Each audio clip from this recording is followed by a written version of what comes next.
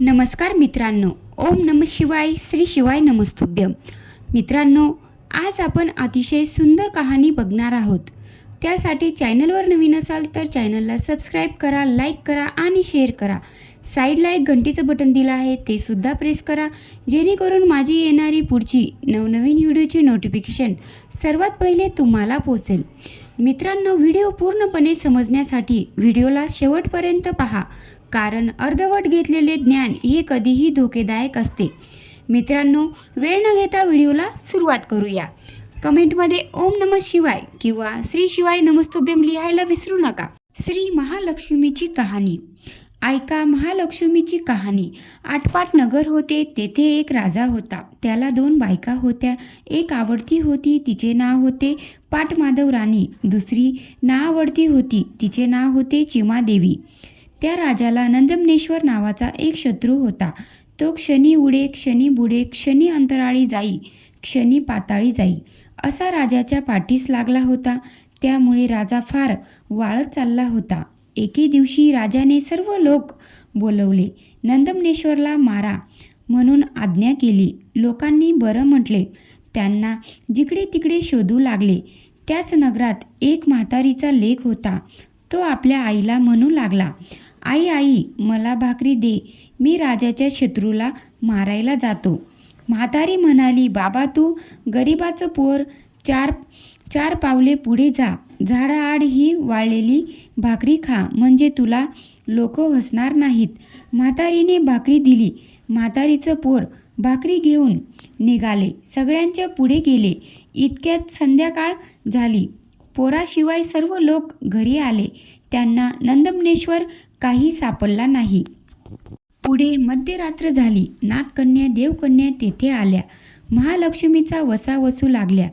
पोराने विचारले, बाई बाई, ह्याने काय होते? त्यांनी सांगितले, पडले झडले सापडते, मनी चितले कार्य होते, मनातली इच्छा पूर्ण होते, आपल्याला जे हवंय ते मिळते. ते ऐकून तोही त्यांच्याबरोबर वसा वसू लागला. पूजा केली, घागरी फुकल्या. पहाटेस उत्तर पूजा केली. जशी पहाटेस महालक्ष्मी माया कोल्हापुरी जागी झाली, तसा नागकन्या देवकन्यांनी आशीर्वाद मागितला. तसा ह्यानेही मागितला. तसा देवीने दिला. देवी अदृश्य झाली. म्हातारीचं पोर घरी परत आलं.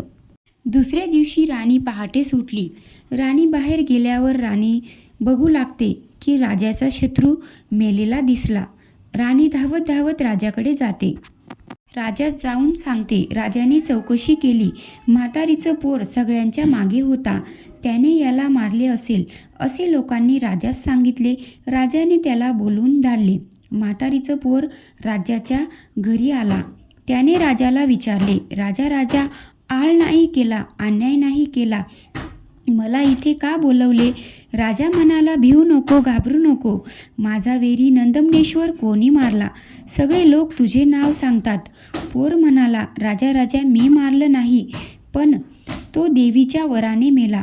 राजा म्हणाला, ती देवी कोणती? तिला तू कुठे भेटलास? पोरगा म्हणाला, सगळ्यांच्या पाठीमागून निघालो, त्यांच्या पुढे थोडासा गेलो, शिळी भाकरी झाडाआड खाल्ली. येता येता रात्र झाली. झाडाखाली वस्ती केली. रात्री नागकन्या देवकन्या तेथे आल्या. त्यांनी महालक्ष्मीचा वसा वसला. त्यांची मी चौकशी केली. पुढे मी पूजा केली, घागरी फुकल्या. पहाटेस महालक्ष्मी माया कोल्हापुरी जागी झाली. सर्वांना आशीर्वाद दिला. तसा मलाही दिला. राजाने विचारले, तुला काय आशीर्वाद दिला? मला आशीर्वाद असा मिळाला की राजाचा शत्रू मरेल, अर्ध राज्य मिळेल, अर्ध भांडार मिळेल, माडीशी माडी बांधशील, नवलवाट नाव ठेवशील, असे म्हणून देवी अदृश्य झाली. मग आम्ही उत्तर पूजा केली, तातू घेतला, घरी आलो, तेव्हा तुमचे बोलावणे आले. राजाने हकीकत ऐकली, आनंदी झाला. पोराला अर्ध राज्य दिले, अर्ध भांडार दिले, माडीशी माडी बांधून दिली, नवलवाट नाव ठेवले. पुढे म्हातारीचं पोर आनंदाने वागू लागला. ही बातमी राणीला समजली. राणीने नवलवाटला बोलवून धाडलं. महालक्ष्मीचा वसा कसा असावा म्हणून विचारले. नवलवाटने तातू दाखविला. तिला सांगितलं, अश्विन मास येईल, पहिली अष्टमी येईल, त्या दिवशी 16 सुताचा तातू तेल हळद लावून करावा. 16 तांदूळ घेऊन तुळशीची पंचामृताने पूजा करावी, 16 अर्घ द्यावीत, मग धूप दीप दाखवावा, नैवेद्य दाखवून कहाणी करावी. ज्यास हा वसा घेणे असेल त्याने तातूची पूजा करावी, तातू हातात बांधावा. दुसरी कहाणी चतुर्थीला व तिसरी कहाणी चतुर्दशीला ऐकावी. या प्रकारे दर अश्विन मास करावी असं तिने वसा समजावून घेतला व आपण ते व्रत पाळू लागली. पुढे एके दिवशी काय झाले, राजा राणीच्या महाली आला. सारीपाट खेळू लागला. राजाने तातू पाहिला. हे काय म्हणून विचारले. राजा खूप चिडला. राजाला अशा गोष्टी आवडत नव्हत्या. राजाने तो तातू तोडला आणि फेकून दिला. मला कशाची गरज नाही, हे असले चाळे करू नकोस. रात्र झाली. राजा राणी झोपले. सकाळ झाली. बटकी महल झाडू लागल्या. केरात त्यांना तातू सापडला. दासीने तो तातू नवलवाटला दिला.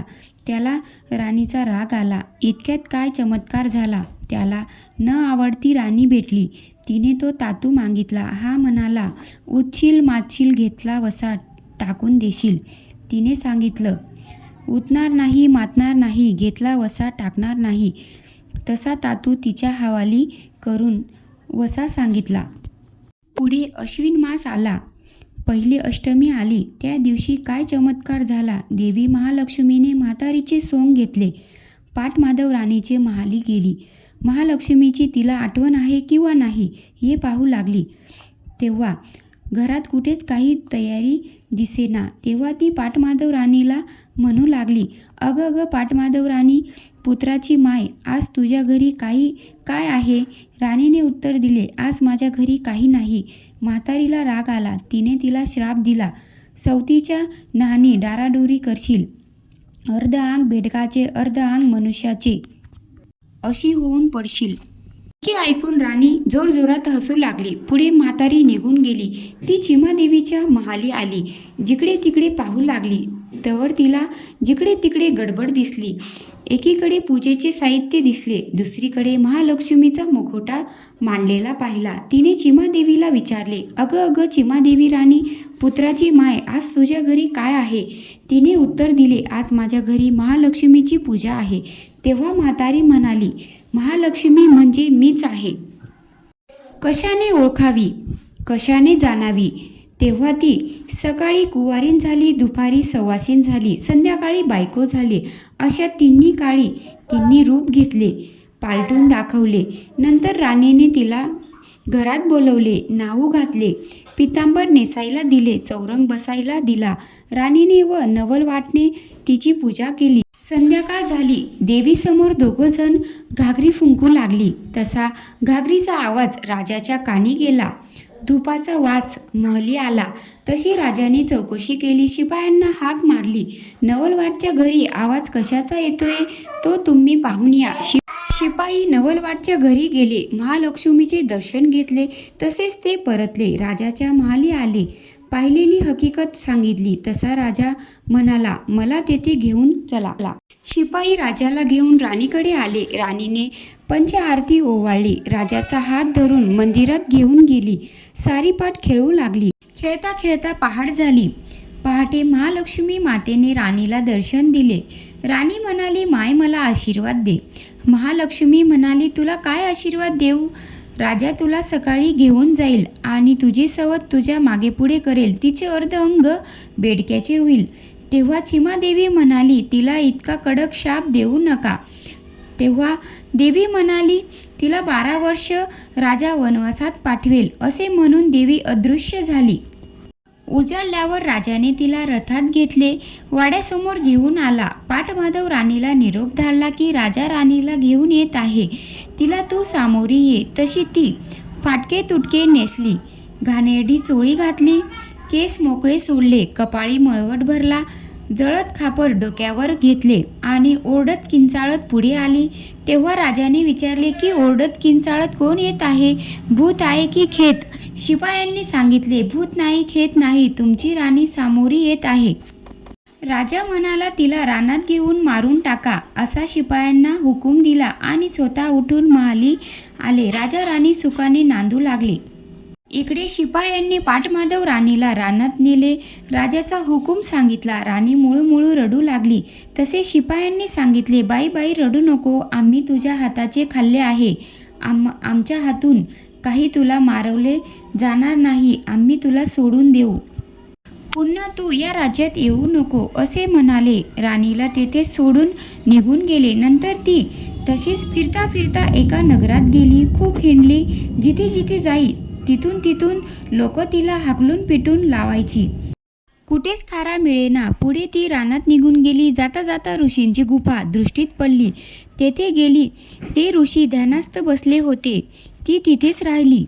ऋषी स्नानाला गेले म्हणजे आपली साफसफाई करी, पूजापाठ मांडून ठेवी. अशी तिने 12 वर्ष सेवा केली. ऋषी प्रसन्न झाले. ते म्हणाले, इथे साफसफाई कोण करते? त्याने माझ्या समोर यावे. तशी ती ऋषींच्या पुढे आली. नमस्कार केला. ऋषीने साफसफाईचे कारण विचारले. ती म्हणाली. तिने सगळे सांगितले. ऋषींनी पोथी पुस्तके वाचून पाहिली तेव्हा तिच्यावर महालक्ष्मीचा कोप आहे असे समजले. ऋषींनी तिच्याकडून महालक्ष्मी पूजा केली. तिने सर्व हकीकत सांगितली. ऋषी मुनींनी पोथी पुस्तके वाचले तेव्हा त्यांना समजले महालक्ष्मीचा कोप आहे असे समजले. ऋषींनी तिच्याकडून महालक्ष्मीची पूजा केली. रात्री घागरी फुकल्या. पहाटे महालक्ष्मी कोल्हापूरची प्रसन्न झाली. तसा राणीने आशीर्वाद मागितला. देवी रागावली होती, रुसली होती. देवीजवळ क्षमा मागितली. तेव्हा देवीने उशाप दिला. या झाडाखाली सर्व तयारी कर. या झाडाखाली पूजा कर. राजा आज ना उद्या येथे येईल. तो तहानलेला असेल. त्याचे शिपाई पाणी शोधायला येतील. तेव्हा ही संपूर्ण तयारी बघतील आणि राजाला जाऊन सांगतील. नंतर राजा तेथे येईल. त्याप्रमाणे दुसऱ्या दिवशी तेथे राजा आला. पोटभर फराळ केलं. पाणी प्यायला. कापुरी विडा खाल्ला. आत्मा थंड झाला. पुढे राजाने शिपायांना विचारले, इथले पाणी, फराळ, विडा या सगळ्यांना पाटमाधव राणीच्या हाताचा वास कसा आला? शिपाई म्हणाले, आम्ही तिच्या हाताचे खाल्ले पिल्ले आहे. आमच्याने काही तिला मारवले नाही म्हणून आम्ही तिला सोडून दिले.